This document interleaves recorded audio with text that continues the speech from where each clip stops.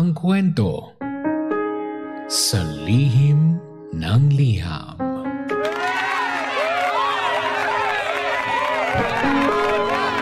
Mahal kong Lindsay. Hi! Ako nga po pala si Danica. 37 years of age. Habang yung husband ko naman po ay 42 years old na. DJ Lindsay, 18 years na po kaming kasal pero paulit-ulit na pumapasok sa isip ko yung mga kwento niya tungkol sa mga past relationships niya. In short, ito yung mga naging girlfriend niya. DJ Lindsay, ayon sa boyfriend ko noon, hindi daw tama na masyadong marami yung body count ng lalaki. Di ko naman pinansin yon. At imbes, nung nag-break kami, naging kami agad nitong asawa ko ngayon. To my surprise, pang-11 po ako sa mga naging girlfriend niya. Pero pasalamat na lang po ako dahil ako po yung pinakasalan.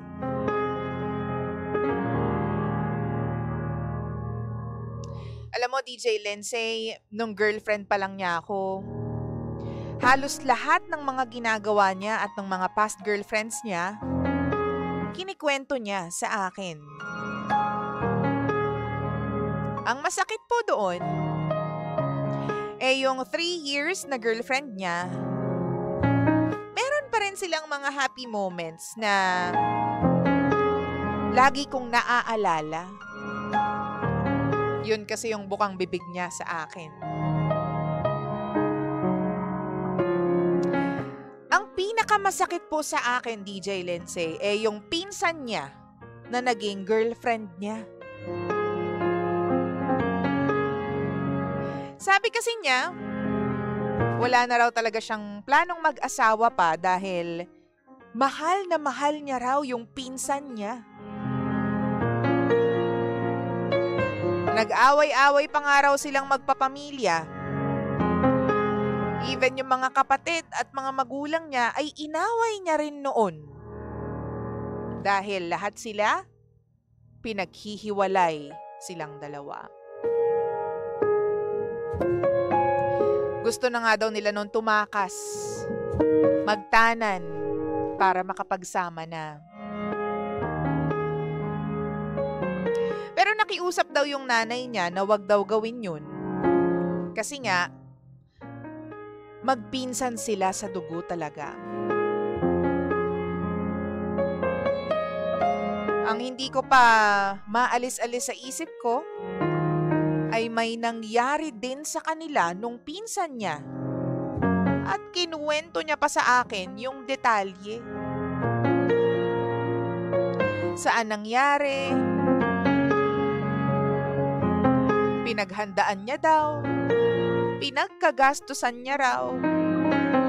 At hanggang ngayon, kabisado niya pa yung suot nilang dalawa nung araw na yon. Ultimo yung mga bukang bibig nilang dalawa.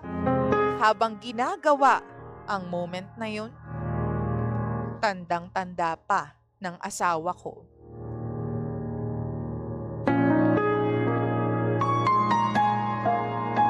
Minsan, DJ Lindsay, kapag naiisip ko ang lahat ng to, nagagalit ako sa mister ko. Naiinis ako.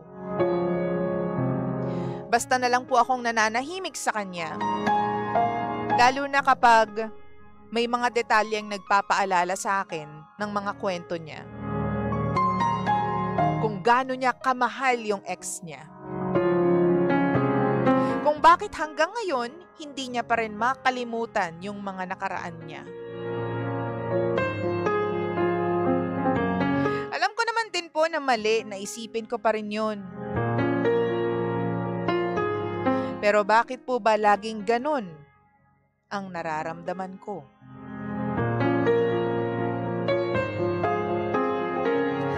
DJ Lindsay, hihintayin ko po yung mga komento ninyo. Actually, secret ko po ito. Pero kailangan ko po ng mapagsasabihan, kaya dito na lang po ako sumulat sa lihim ng liham. Tulong naman po.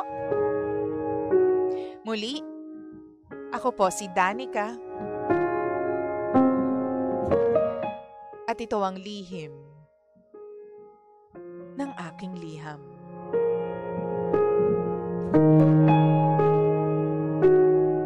Lihim ng liham.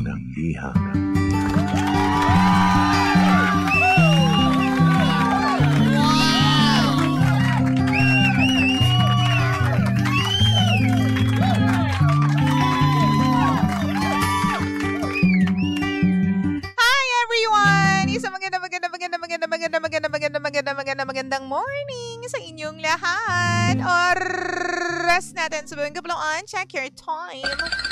8 Kembots. Makaraan pa ang alas 9 ng nagmamagandang umaga. Wow! 9-8 on the clock. Okay Kaya pa rin po yung nakikinig sa istasyong same, pero... Iba! Pangga, we are number 1. 06.7 Energy FM. Pangga, huwag mo sabihin radyo. Sabihin mo. Energy! Good morning sa lahat ng mga pinsan.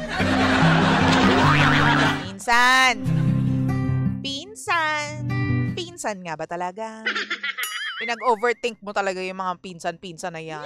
Wow! Gandang umaga sa lahat po ng mga pangga natin na may lihim na pagtingin sa kanilang mga cousins. Grabe naman kayo. Pero alam mo, mahal ko pangga ko, bibi ko, hindi to nalalayo sa ibang storya ng mga pangga natin in real life. Because this really happens. So, in real life, flesh to flesh. Halika na. Kaya kung meron kang masasabi dito sa story natin, ikembot mo na yan sa akin. Punta ka sa Facebook, facebook.com/energyfm1067. I-like mo na rin yung mga post namin dyan, pati yung mga videos, mga pictures, ganyan. I-like mo na, i-share mo na yung mga kung ano mang meron dyan. Halika na. Pero sa ngayon, komentan mo muna itong story natin. Yung kwento po ni Danica na sinend po yung kanyang story sa facebook.com/Lindsay1067. Okay Ano nga bang gagawin mo kung yung asawa mo talagang laging kinikwento yung mga nangyari sa kanyang mga past relationships? Oo. Wow! Pero alam mo, sa pagkakaintindi ko dito, itong mga kwento na ito ay matagal na nilang pinag-usapan. Matagal na nilang pinag-usapan to, pero lagi lang bumabalik sa memorya nitong si Danica. At sa tuwing natatandaan niya, sa tuwing nare-remember niya, 'di ba? Talagang umiinit yung ulo niya sa asawa niya. Nadamuho ka. Alam mong dadating ako sa buhay mo, nakipagjowa ka pa sa iba. Ano daw? Alam mo, magiging asawa mo ko ngayon, nakipagjowa ka pa sa iba. Ba't hindi mo agad ako hinanap? Dati ka bang baliw? Dati ka bang baliw? Sa totoo lang. Oo, di ba? Ano na bang gagawin mo kung ganyan nga? Kung sa tuwing naaalala mo yung mga pinagkwentuhan ninyong dalawa ng asawa mo, naiinis ka, nayayamot ka, kumukulo yung dugo mo. Di ba? Ay nako, let me know your thoughts about this, mahal ko. You are so welcome. I-message mo ako, facebook.com/energyfm1067. Wow! Magandang umaga sa lahat po ng mga nandyan na po sa ating Facebook Live. Welcome mga ma'am, mga sir, mga ate, mga kuya, mga mi ko dyan, mga di ko dyan. Kamusta kayo? O sabi po dito, sabi ni Grace, hindi husto isipin yan kasi pinatulan niya, pati pinsan niya, tapos ikikwento pa sa'yo. Ay. Wala lang, napagkwentuhan. Wala silang mapag-usapan, kaya yung experience nilang dalawa ng pinsan yung kinuwento. Ano nga kaya motibo? Anong goal? Bakit kinuwento pa sa'yo yung mga ganong bagay? Maiintindihan ko kung in passing, napagkwentuhan lang. Dati may something kami niyang pinsan ko eh. Or talaga bang may kikwento yon ng lalaki sa asawa niya na meron silang something nung pinsan? Sige nga yung mga lalaki, mag-comment nga kayo. Wow! Dali na mga koyang driver. 'Di ba? Para ikwento nyo pa ba yan sa mga asawa ninyo? Kung alam nyo naman na medyo, damaging. Teka lang, parang something mali yata ito. Ikwento nyo pa ba yan sa asawa nyo? I-message nyo po ako facebook.com/energyfm1067. Sabi naman po nitong si Arch, sometimes being too transparent about your past can be hurtful towards your partner. This is one of those times, normal lang ang nararamdaman mo dahil sa sobrang pagkikwento ng mister mo sa dating inappropriate relationship niya sa kasintahan niya. Kasintahan. Tapos, ang sabi pa dito, you need to sit your partner down at sabihin sa kanya na hindi tama yung pagbalik niya sa mga nakaraan at paano ito nakakasakit sa'yo. So, true naman talaga. Alam mo kasi ako naniniwala ako na parang, oo nga inappropriate yung ganyan. Parang, pwedeng mapag-usapan mo yung mga jowa mo before na ibang tao. Pero yung para ikwento mo yung pinsan mo, naging jowa ko yung pinsan. Alam mo ba si Aleli? Aleli! Sino si Aleli? Oo, yung pinsan mo. Naging jowa ko yun. Naging kami nun. Tapos, alam mo na yun. Diba parang ang mali? Ekis ka talaga dyan, kuya. Sinasabi ko sa'yo, ha? Alam mo, hindi talaga ako naniniwala ako na very valid naman yung nararamdaman mo. Oo. Talagang naiisip mo yung mga kinuwento sa'yo ng mister mo. Pero, nakaraan na siya eh. Oo, ang daming ginawa ng mister mo. Oo, marami siyang experiences. Oo, meron siya mga naging karelasyon, si ganto, ganyan, si kamag-anak. Pero it's all in the past. Pero again, sinasabi nga natin na valid naman yan. Bilang isang babae na may episodes din na ganyan. Naniniwala naman ako valid yan. Kasi human ka eh. You feel emotions, diba? You feel your emotions, nasasad ka, na-hurt ka, na-disappoint ka. Pero, wala tayong laban dahil it's all in the past. Nangyari na yan. Ang kailangan mo lang at ang pwede mo lang gawin sa mga oras na ito, i-remind siya na, uy, mali yun ha, dahil pinsan mo yun. Nakakaloka ka naman, mahal. Diba? Sa dinami-dami naman ng babae sa mundong ito, bakit naman yung pinsan mo pa? O, sabi ni Marife, may ganyan naman po siguro talaga mga lalaki eh. Kiss and tell ba ang tawag doon? Basta, may ipagyabang, nakakaloka, akala mo kinapogi nila. Hi!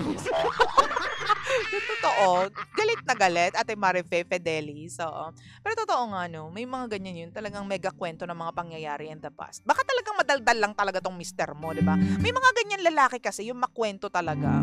Yung kadaldala ng mga nila talaga, hindi nila mapigilan. Siguro sobrang komportable lang talaga sa iyo ng asawa mo. Dahil syempre, asawa mo na yan. Matagal na kayong kasal. 18 years na kayong kasal. Minsan nakakalimutan natin na yung partners natin ay may emosyon din.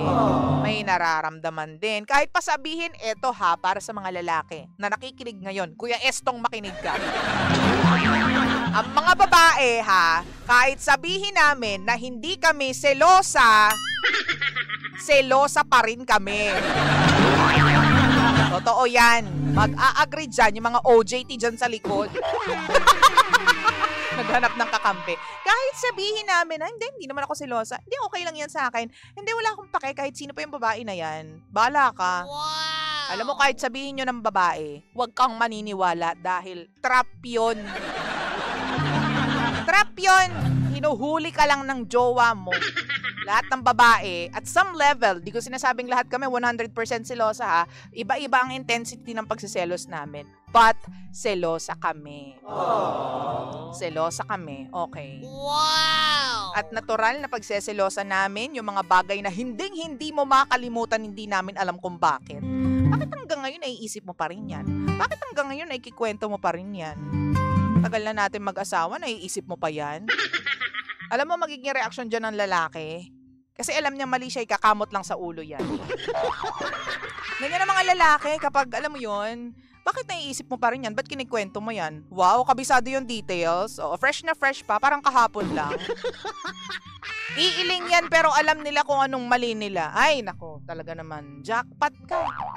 Mali ka dun. Oo, nagsimula ka ng problema na wala naman sana kung hindi ka kadaldalan. Diba? Again, sa tanong mo, bakit laging ganun ang nararamdaman ko? Ang sagot dyan is that you are human, ate. Normal lang na maramdaman mo yung mga ganyang bagay. Wow! Kasi nagmamahal ka. Kasi may puso ka, may emotions ka. Okay? Ngayon, ang pwede mong gawin is kapag nabibring up mo sa isip mo yung mga ganyang episodes, yung mga ganyang scenario, yung kung paano kinuwento sa'yo, yung mga detalye, feeling ko kasi intrusive thoughts siya eh. Gets mo yon? Yung mga bagay na hindi mo naman dapat naiisip, pero dahil sa, siguro may trigger kung bakit mo siya biglang naisip, or bigla lang talaga siya nag-flash sa isip mo. May mga ganyan tayong moments, di ba? Ayaw mo namang isipin, pero bigla lang siyang pumasok sa isip mo. Diba? May mga intrusive thoughts na ganyan. Huwag mong i-entertain, i-turn down mo agad. Oo, ate, talagang tanggalin mo siya. No, erase. Ayokong guluhin ang tahimik kong relasyon. Ayokong sirain ang magandang araw ko. Erase. Tapos, makinig ka sa mga nakakatawa, makinig ka ng music sa Energy FM. Wow! Diba? Para mawala yung mga thoughts na ganyan. Kasi, itetest tayo minsan ng universe eh. Sige nga, ipaalala natin tong ex ng asawa niya. Para masira yung araw niya. Ganyan. Oh. Huwag mong i-entertain. I-turn down mo, tanggalin mo sa isip mo, i-delete mo yan, mahal ko. Ikaw lang din ang makakatulong sa sarili mo. Promise, kapag may mga intrusive thoughts, turn them down, lalo na if it's negative. If sa tingin mo it will ruin your day, your beautiful day, turn down those thoughts. Ay, muntik na ako makasabi ng hindi tama. Turn down mo yon. I-turn off mo yon. Kaya mo namang gawin yun eh. Nood ka ng mga cute. Diba? Sabi ni Terry, wag mong pansinin. Kunwari, dead mo na lang. Gusto lang niyang makita kung what level ang pagiging selosa mo. Wow! Pwede rin. Basta kung ikasisira ng araw mo, kung hindi ka naman magbe-benefit, lalo na kung hindi ka naman magkakapera sa thoughts na yan, wag mo nang i-entertain, bakla. Masisira lang ang araw mo, ang nananahimik mong relasyon, masisira lang. Yamo na. Sabi nga nila, yamo na. 9:19 ng umaga, at kayo naman mga mister, o sa lahat na lang po ng mga kasal na ngayon, o di kaya naman may partners, maging sensitive tayo enough to realize and to know na may mga pagkakataon na may selos talagang mararamdaman ng partners natin when it comes to talking about the past. Pag kinuwento mo about your past relationship, past niligawan, past girlfriend, kahit pa sabihin na ito, napag-uusapan lang naman, huwag sasama yung loob mo. May mga ganyang tao, ganun yung styling. Pero papag-usapan lang naman natin, huwag naman sasama yung loob mo, ha? Pero ang tagal namin ng ex ko na yan, minahal ko nga yan ng sobra. Negative na ganun, pare, oo. Away yan. Wow! Kaya, please be careful with your hearts, diba? With their hearts. Maging sensitive ka. Iparamdam mo sa asawa mo na sila lang ang mahal na mahal mo. If you love me like you tell me, please be careful.